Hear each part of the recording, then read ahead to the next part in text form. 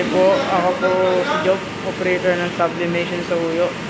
So, ang Smart 6-bit 2 Ito po ang printer head area. Ito po ang copy. Head clean.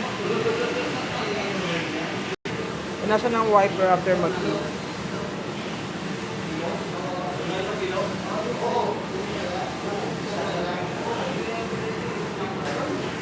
Nozzle test.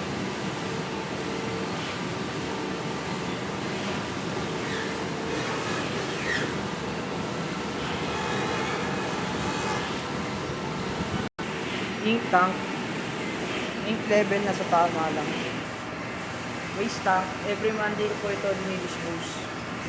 AVR. Ground wire. Consumables po nasa system na po. Consumables. Ito naman po sa output record. Bakit? Ang laki daw. Physical inventory po nasa system. Yun lang po, salamat.